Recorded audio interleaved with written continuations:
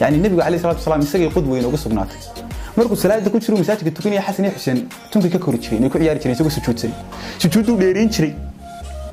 isagoo ilaalinaya inay ka dhacaan miyuu oran kari waayo waa khayr khalq ilaahi iga qabtay inta masaajidka tukana ku yeeriga hay iska daa inaga imaamadeenna haday ku yaro naqani luqunta ka hor isku tukanayo wallahi minaarada kulaalay ilmaha minaarada laga soo qaaday ay wali inta mikrofoonka qaato oranaya kii dhalinimi يعني عرفتين هادو تولسو دينت حاجه دمك قبسن ما يسد مساج حاجه دمك كينس لو السوره لا حاجه دمك ودري دينت كودا بخاي حدو ني جبنيس يعني انت عرفتن لو دري ايمان ميانا درك سفكن هورغي ميسا خلخلسن بدد odayaashan ku jira labada oday koonaa ku jira shaxba ka sheekaystay hadu tolaba gajaaj ka baxan ciyaar lahayn te u sheego sax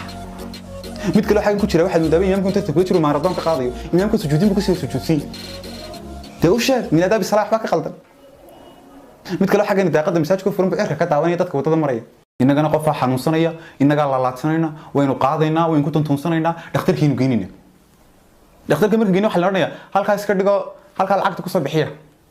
maxay lacag bixiyaan xaafada qofkani ka xanuunsaday saddex waqti ma cunaan waqti kaliya cunaan shil ilaahay leema haystaan qofkana qabsin baaba ku dilaacayo in yar hadii dib loo soo dhigo uu dhimanaya maanta laga bilaabo qof dambo tan yar lacag bixinaya ma jirto dir leeba lagu shaqeynaya ilaahay wuxuu leeyahay irhamu man fil ardi yarhamukum man fis samaa hadayna inagu isku naxariisanay waa talabaad waa dhaqaatiirta aad bay u liitaan dhaqaatiirteenu aad bay u liitaan tayadooda iyo professionalkooda intuba